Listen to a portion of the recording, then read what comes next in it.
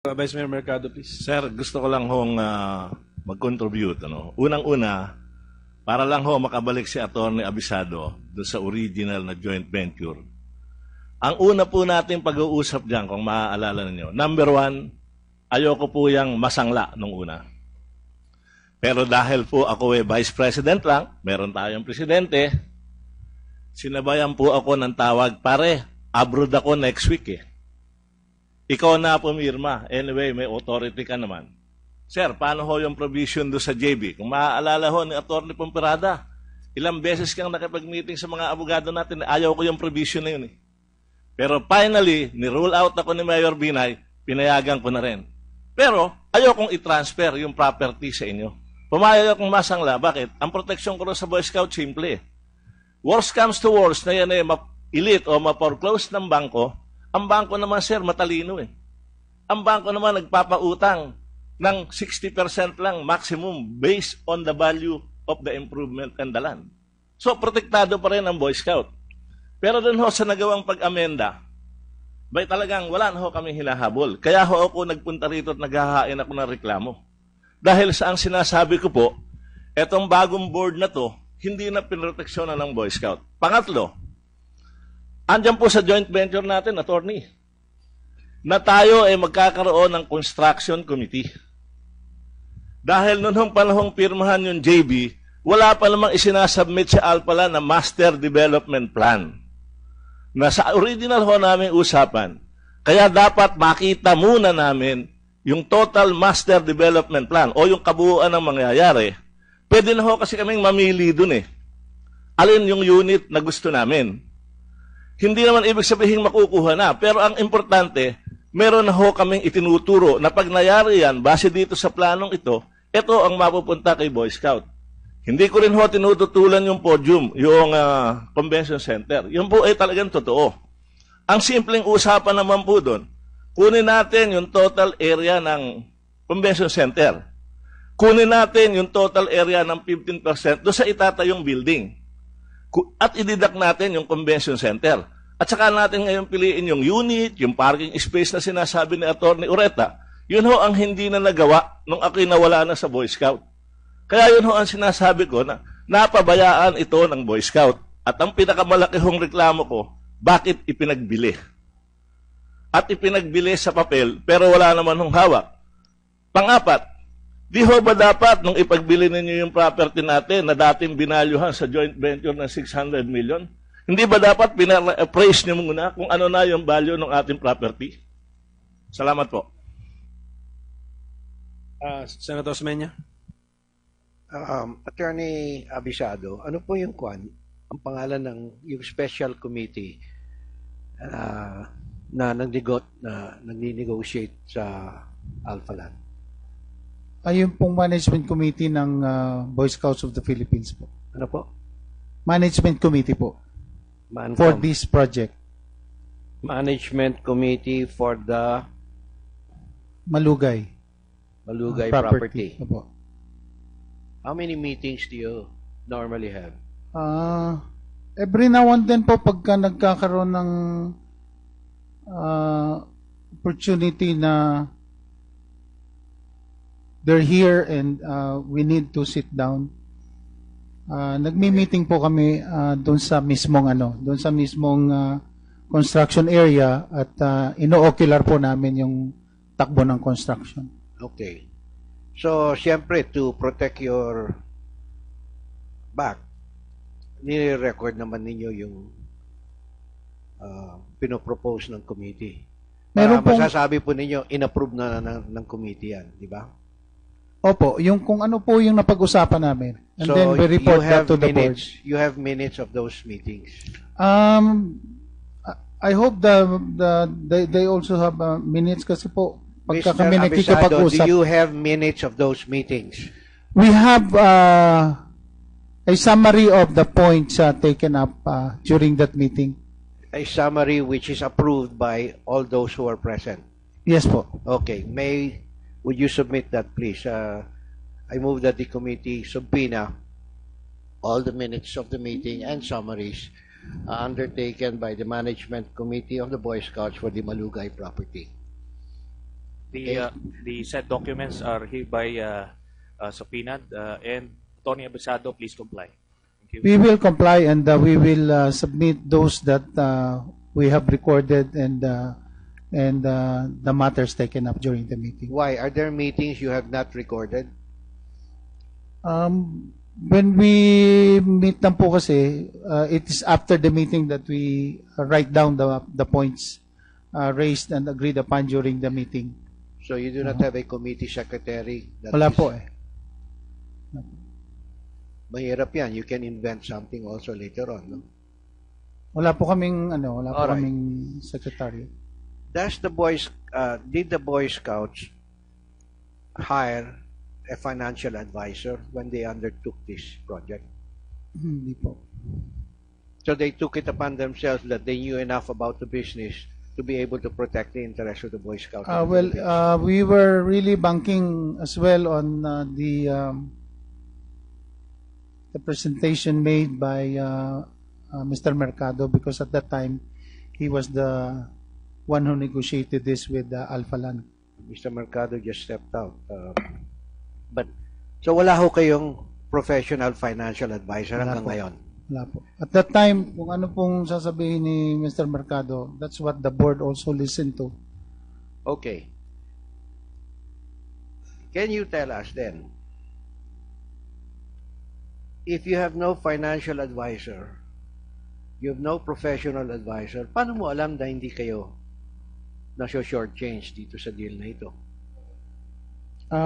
As I've said po, on the basis of what has been entered into and the presentation made and the discussion of the board, if we have lapses, that's something that we have to go back and discuss among the members of the board, because Mr. Abisado, very simple lang yung question ko. How do you know that you're not being taken for a ride? You obviously have no professional experience in this. Obviously, most members, if not all members of the board, have no experience in this. except for maybe one or two. Who? Mr. Lagdameo, our national treasurer. But he did not turn up today, no? He is sick. He's sick?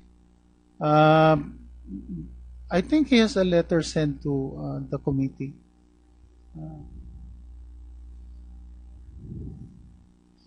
All right. So aside from Mr. Lagdameo, there's nobody there with background or expertise in this. Number two po. The Boy Scouts being a quasi-public entity with a national charter, GOCC na po ngayon, sir. GOCC. Opo. You didn't put this up for bidding to find out which developer will give you the best deal? At that time po, private pa ang ang operations namin. It was only when the Supreme Court decided on the finality sometime in March of 2012. You considered yourself to be private. That You was were how we, obviously not private because the Supreme Court said you're not. that was how we operated, Your Honor. Matter of fact, the employees are Okay, covered even by if you were SSS. private, you knew that there were fiduciary responsibilities here because you were Boy Scouts of the Philippines. Ilan bang Boy Scouts currently? Current membership? Mga 2.2 million po. 2.2 million. So at least you were their fiducial. You had some Definitely. fiduciary responsibility. All right. So, hindi ba, ako, masking private, ako may-ari ng lupa, marami akong developer, kakausapin muna bago ako magdi-decide na, okay, this is the best deal that I can get. Did the BSP talk to other developers? When this was started, as I've said, it was negotiated by Mr. Mercado, and then later on, we talk it among ourselves, but I cannot remember having consulted developers on the matter. Vice Mayor Mercado? Mercado, please. Sir, sasagot lang ho ako doon kasi Ako, hindi ko po dinideny na hindi ako pumirma sa joint venture. Pero yun ang ipinagdidiinan ni Mr. Abisado na ako ang nag-negotiate nito. Kasama na rin ho yung sinasabi ni Mr. Oreta. Kung mapapansin po nyo doon sa sulat ko, hindi ko po sagot ko sa sulat sa akin ni Atty. Oreta. Hindi naman kami magkakilala eh. Ang nag-introduce sa amin sa isa't isa, si Vice President Binay, na mayor ng Makati noon at presidente ng Boy Scout Organization. Hindi rin naman po yata tamang sabihin ni Atty. Abisado, parang wala na po namang nag-aaral do sa board ng Boy Scout. Kawawa naman yung kabuuan ng board para sabihin mong sumunod kayo sa akin. Kaya tayo merong board para tayo magpasya. Pero ang problema sa board, patawarin ako at pagpasensyahan ng ibang member ng National Executive Board, lahat kayo takot kay Vice President Binay. Walang gusto sa inyong magsalita ng kontra. Lahat kayo, tikom ang bibig dahil ayaw niyong alamin. Kaya nga ako nakarating na ho rito sa Senado na noon hindi ko nakita kung paano minamanyobra ni Vice President Binay ang Boy Scout Organization. Bakit ko ho sinabi? Kung matatandaan mo, attorney, Senior Vice President ako noon. Ako nakapirma, di ba? Ngayon, hindi ba ikaw ang Senior Vice President? Ngayon, Sino ang pinapirma sa amendment ng Joint Venture Agreement? kami ni Mr. Lagdameo. Bakit kaya hindi si Vice President Binay ang pumirma as President of the Boy Scout? Ayun noon, desisyon ng board. At bakit kaya, Mr. President, Mr. Chairman, Hindi You rin po. talk to me. hindi rin po si Vice President Binay na presidente ng Boy Scout ang nag-execute ng deed of absolute sale. At nabalitaan ko po doon sa meeting nila noong isang araw, ang sabi ni Vice President Binay sa isa sa member ng National Executive Board, bakit pare, nabenta na ba? Bay, parang hindi alam ng ating National President na nabenta na yung lupa sa Alpaland. Akala ka ba pinag-usapan ninyo yan sa National Executive Board?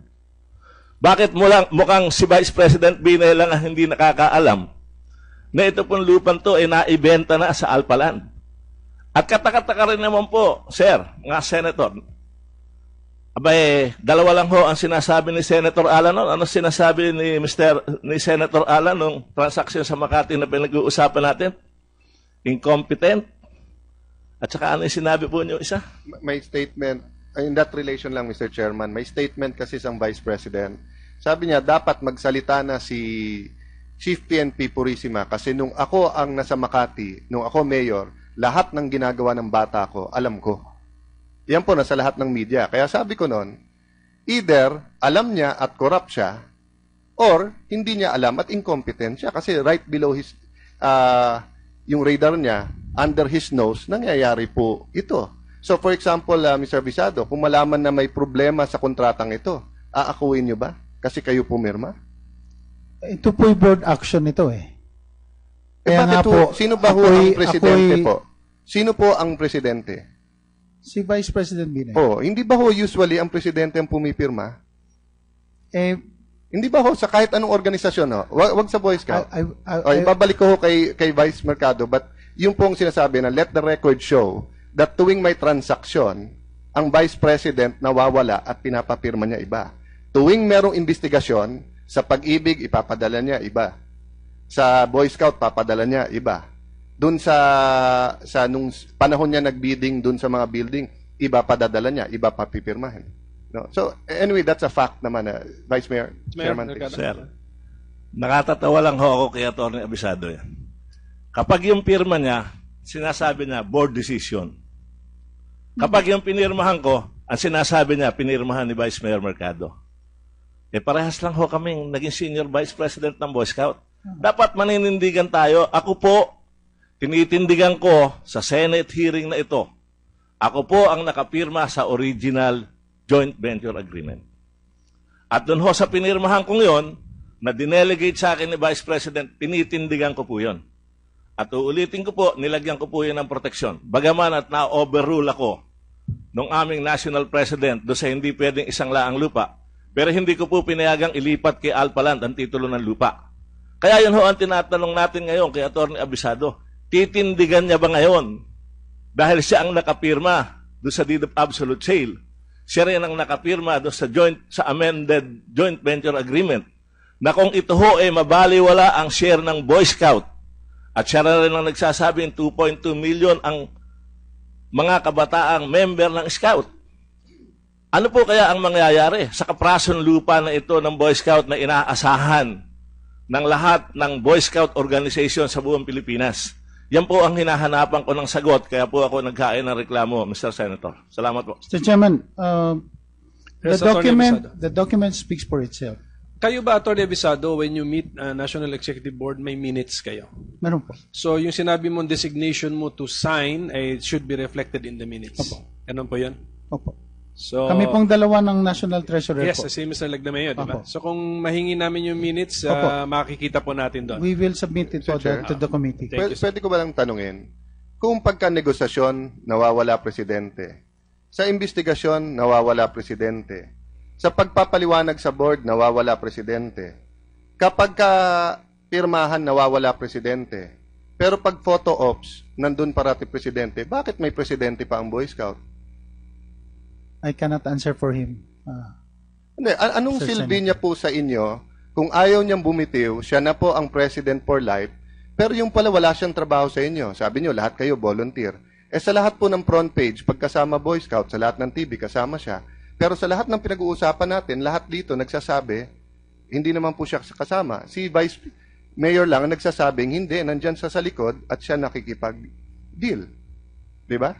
So, maybe Mr. Oreta can clarify us on that. Mr. Oreta, is it true na nagpakilala sa inyo ni Mr.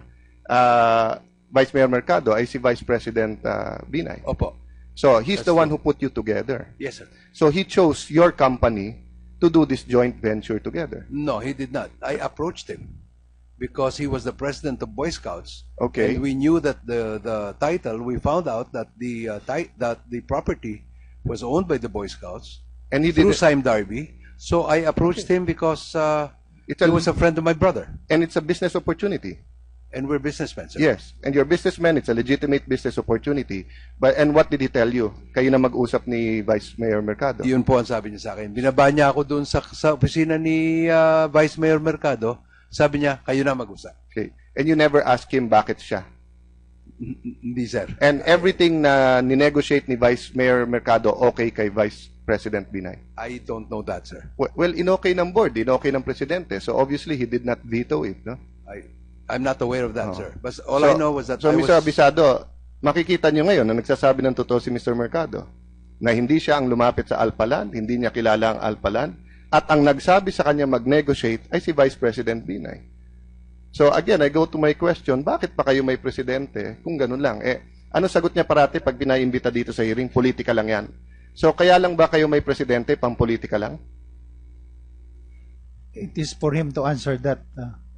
I So cannot okay, answer okay that. lang sa board na basta't trabaho, basta't volunteer kayo. To the extent that we can help, that's what we're doing as volunteers. Okay, well that's your call. But naawa lang ako dun sa 2.2 million na miyembro nyo na for the last 8 years, no, could have gotten a lot out of this deal. Pero many people here made hundreds of millions. Daan milyon ang kinita na nung iba, samantalang ang mga Boy Scouts wala pong nakuha, no, so far. So, alam nyo po, sir, maraming umaasa sa Boy Scout kasi wala nang CMT ngayon eh. So yung opportunity na may disiplina, opportunity na yung pagiging laging handa, 'di ba, yung pagtatay ng nuts, yung sa wilderness, yung lahat po na ganyan, doon nakukuha eh. And hindi lahat ng pera, hindi lahat ng tao may pera para mag-mall, para mag-camping, etc. So, diyan inaasa sa Boy Scout. But until now, ang naririnig ko sa inyo, yung fixation sa real estate deal, rather magkano makukuha ng Boy Scouts. And I don't believe, kasi kilala ko yung nasa board nyo eh. Ang mga nasa board nyo, tinitignan ko pangalan, mga talagang nagmamahal sa mga constituents nila eh. Marami sa kanila talagang nandun eh. Kaya I'm sorry, but now, mas tangible sa akin paniwalaan na kung ano kasi sabihin ng Vice President, sinusunod ng board nyo. But in the next hearing, prove me wrong. No, bring whoever you want sa board and let them say na this is a great deal, na tama, na wag muna magkapera ang mga nasa Boy Scout kasi ini-invest pa namin and everything like that. But so far, it's not been proven here. Because wala kayong ininvestan. Ang natira na lang sa inyo, yung rent at yung mga hindi binili. Siguro ito na ang last point. Ano ang unang binibili ng mga bumibili ng kondo? Yung mas magagandang unit o yung mas hindi magagandang unit? Depende po. Hindi, kung ikaw po bibili at may pera ka, hindi ba yung pinakamagandang unit bibilin mo? Doon sa may pera siguro. Pero yung tamang-tama lang. Siyempre doon ka rin sa tamang-tama lang. Hindi ba ho first class po to? In a very first class venue? Kaya Kaya nga po, depende doon sa kakayanan. So ng that's what bibili. I'm saying po, na kung 40% na lang ang natitira, you can assume that the best or if not all, most of the best units nabenta na.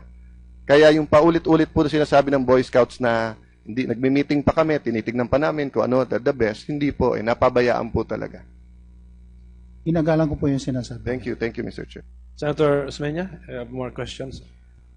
Opo, Vice Mayor, wala ko po rito when I ask Attorney Abitsado this question. Ba't hindi ko nag-hire ng financial advisor ang Boy Scouts of the Philippines? Noong pong na yan ay negotiate, pina-attend po ni Vice President Binay do sa isang meeting sa aking conference room sa Vice Mayor's office. Yung kanyang kaibigan na si Mr. Gerardo Jerry Limlingan, na kung saan nang i-introduce po niya yung kay Atty. Ureta, pare, may financial wizard. So ako ho ay naniniwala dahil kaibigan niya si Mr. Limlingan at kampante siyang magtrabaho ron, pinakilala niya yun ang kanyang financial wizard. Kaya ho, maski hindi member ng Boy Scout or ng National Executive Board, si Mr. Limlingan, nauupo ho siya sa mga meeting Ba't ng Boy nawawala Scout ngayon as financial consultant. bakit nawawala ngayon yung financial wizard na yun? Yun nga po ang sinasabi ko, Mr. Mr. Senator. Chairman, do we have a subpoena out? We have served many subpoenas at different addresses, and I have recommended that he be cited for contempt and that he be arrested if we can find him. So we will ask the help of PNP and everybody else to arrest Mr. Limlingan if the Mother Committee should approve our recommendation. Second question, Vice Mayor. Ba't hindi kayo nag-hold ng competitive bidding o at least nakipag-uusap sa mga ibang developers? Noon po kasing panahon yon, at yun ho ang sinasabi ko siguro ang pagkukulang ko, bilang ako ho ay Vice Mayor ni Vice President Binay noon, at ako rin ho ang kanyang naging Vice President sa Boy Scout. Sumobra ho kasi yung aking tiwala sa kanya. Pangalawa po, hindi naman po ako ang nakaupo talaga doon sa transaksyong yon. Ang una hong nagsimula ng usapan, andyan po si J.R. Pangilinan na dating Secretary General ng Boy Scout. Andyan po siya ngayon. Si Mr. Lagdameo. Sila ho ang unang nagsimula ng usapang yan Nang ako ho mapasok na lang sa eksena, noon hong may joint venture, may draft na ng joint venture agreement. Na kung saan ho, hindi ako basta nakampante sa joint venture agreement. May mga abogado nga ho akong kinausap na ayaw hong pumayag doon sa provision ng isasangla. Pero siyempre, magre-report ho ako sa boss ko dahil siya ang aking mayor. Sabihin ko, Sir, ang opinion ho ng mga kaibigan nating abogado, ito. Ang sagot niya sa akin ako na bahala dyan, basta kung ano yung gusto nila Atty. Ureta, yan ang dapat mangyari dyan. Siguro po, yun ang naging pagkukulang ko ho sa Boy Scout dahil sa sobra ko hong masunurin sa kanya. Kahit na nga ayaw ko yun, dahil siya naman ang presidente ng Boy Scout, pumayag ho ako. At hindi ko rin ho naman akalain, Senador, na sa dulo ho pala mag-a-abroad siya para ako pumirma raw sa joint venture agreement. At pwede ho natin checkin yan sa Bureau of Immigration. Doon sa petsang yan, nang magpirmahan yung joint venture na yan, abroad po si Vice President Binay. Kaya ho, pinaniniwalaan ko na nakaset up siya talaga Nung ako, ang pinapirma ako. Nung amendahan po yung joint venture, ang pinapirma si Atty. Abisado at si Mr. Lagdameo. Hindi ko po nakita lahat yun, sir, nung panahong yon. Na ganun ho pala nag-iisip at nagpaplano si Vice President Binay. Thank you. Mr. Ureta.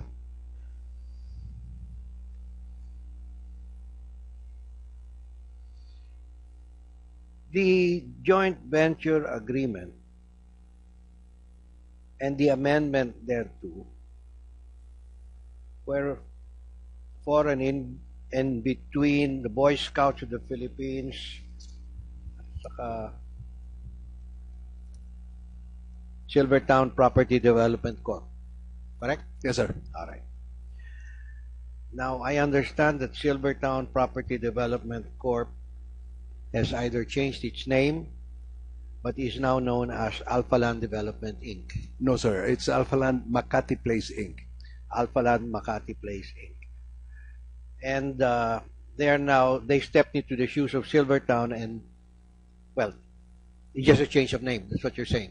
Yes, we changed the name from Silvertown. When we stepped into the shoes of Sime Darby in Silvertown, when we bought all the shares, sir, we changed the name to Alpha Land Makati Place for a project company. All right. And you're saying that Alpha Land gave a guarantee to the Boy Scouts. Yes, sir. What was the nature again of the guarantee? Please remind the committee. It's a corporate guarantee that if ever anything happens to the loan covered by the collateral, then we will hold Boy Scouts free and harmless from that, and we will. I have here the. You will compensate. You will the Boy compensate that. Scout for in what amount? Just a minute, sir. I'm just reading. 600 million pesos, sir. All right. So what you did is you tied down the Boy Scouts to a low amount. I mean, the property at time of foreclosure could be worth 2 billion, but you've limited yourself successfully to a liability of 600 million. But sir, at that time, the value of the property of their share was 600 million. Yes, but the value of their share was absolutely irrelevant. I told you if I own the property, I'll just say 80-20, tapos. Regardless of what the property is worth, you take it or you don't take it, because I take 20% of the gross income. But this is the essence of a negotiation, Your Honor, that we negotiate, and we feel that an 85-15 was the best deal. All right, for so everyone. 85-15. So Yes, sir. that is what would rule. It would be regardless of what the value of my property is. That's for you to determine internally whether it's worth it.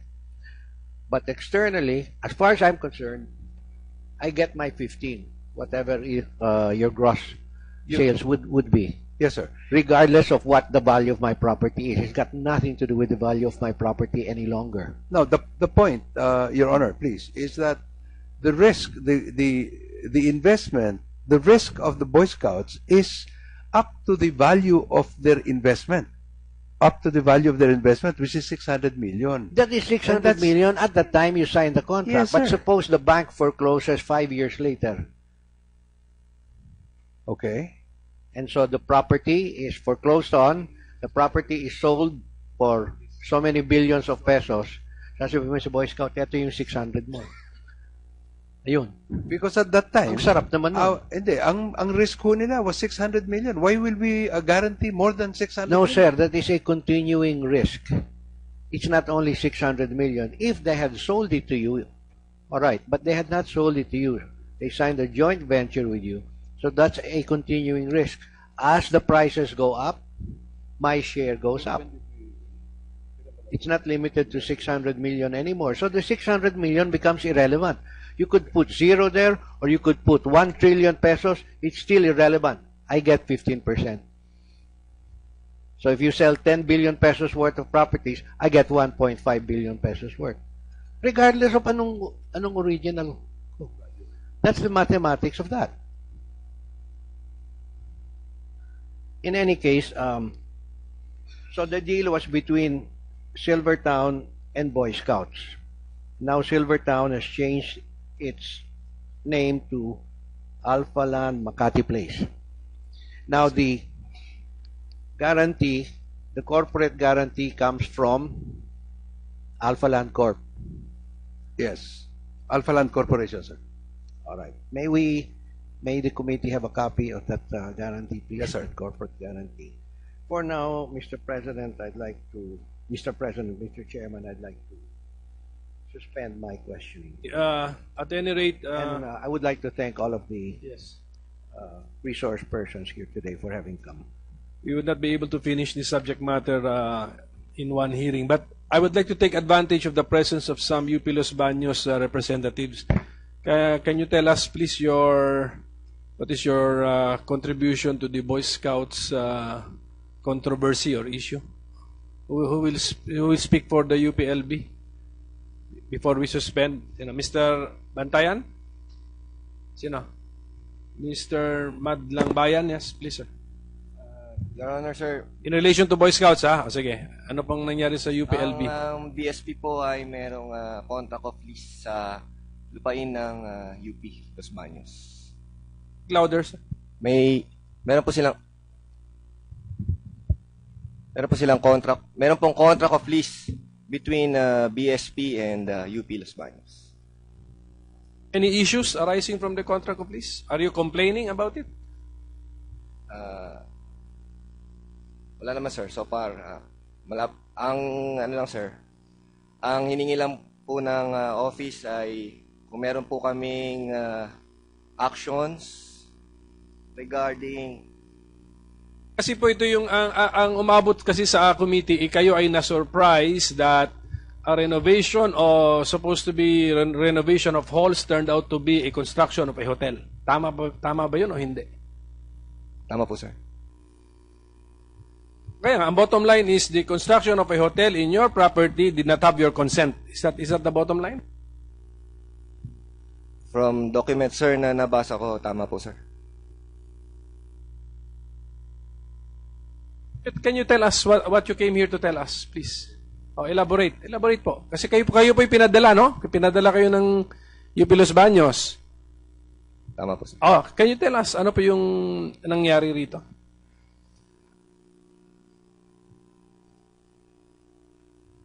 Meron pong Your Honor, sir. Meron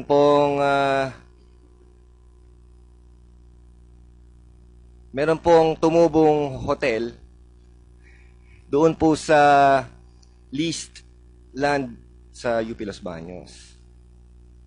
Ang sa akin pong pagre-review ng mga ako po ay pumasok sa administration November 1, 2014. So nireview ko po yung mga documents. And nakita ko po doon na meron pong i-repair na what we call participants quarter. Your Honor, sir. UPLB provided permission for the repair of the participants quarter. Yun po yung permit na ibinigay ng UP Los Baños. Ang output po ay isang hotel. Yun po yung present situation po na inabutan ko po, Your Honor. O posibleng mag-benefit din kayo kasi ano bang terms ng agreement? The improvements will in the end be turned over to UP Los Baños? Correct, sir. At what year? At what year? Anong taon po? October 2015, sir. October 2015. Ang expiration po ng contract of lease, sir. Okay, but the improvements, yun na yun? At the expiration of the lease, the improvements will now all improvements introduced and all facilities installed in the leased premises shall become the exclusive property of UP Los Baños. Meron ba? we will just look into the issue if there are some anomalies involved, no? But as of the moment, yan lang po ang gusto nyong masabi, yan lang po ang kaya nyong masabi sa amin. As of the moment, sir. Yan lang po, sir. Vice Mayor Mercado, I think you were the one who also you mentioned this in one of your previous statements. Yes, sir. Pero siguro po, mas mabuting ang pasagutin na natin yung mga tiga Boy Scout ngayon dahil pangit naman po na ako ay sasagot doon. Although, meron po akong i-input sakaling hindi nila maipaliwanag ng tama yung tungkol doon sa question na yun ng UPLB. Siguro po, in fairness sa kanila, sila yung mas may karapatang sumagot at magsalita doon sa issue ng UPLB. Ang sasagutin ko lang po siguro doon, kapraso lang. Hindi po namin ginawa yan ng walang papel. Katunayan po, meron kaming series of meeting kay Dr. Cardenas noong panahong yon. Bago po at during the time na kinukonstruct po yung hotel na sinasabi ninyo. Siguro po, pakibuklat nyo lang yung ibang record nyo dahil hindi naman po kami nagkulang noong panahong yun na yun ay ginagawa. Okay, ganoon na lang, Mr. Madlang Bayan. Please submit to the committee all of the documents that you have unearthed regarding the construction of that hotel in UP Los Baños. But you're being paid the rent, no? By the Boy Scouts of the Philippines? Yes, sir, Your Honor. How much? 500 pesos per hectare, sir. Per hectare per year? Per year? Yes, sir, Your Honor. 500 pesos per hectare per year. Okay. So, there being no questions as of the moment, Senator Cayetano? Just to put on the record, ang stand ng UPLB, di ba? Serbisyo to, pagagamit nyo sa Boy Scout, pero wag nilang kunin. Di ba? Because there's been attempts na kunin ng Boy Scout, and if I don't want to put words in your mouth, but what I've read is that fearful din yung UPLB that it might turn out like the other properties, no? But while it's with you, para sa publiko naman to at pinagagamit sa Boy Scouts, is it substantially correct ba ho yung stand na nabasa ko? Opo, sir. Thank Tama you, po. Mr. Chair. The SEC and the PSE heads are here, and you listened to the testimony. You took note of all of the transactions. Maybe in the next hearing, if you could tell us, inform the committee what were disclosed in the reports to your agencies, up to sa PSE up to the time that they were still required to report. So okay. So in the meantime, that there are no more questions, I'd like to thank all of our resource persons, from BSP, Alpha Land, and our government agencies. UPLB, thank you for taking the time. So maraming salamat po. Our hearing is hereby suspended. You will be informed of our next setting.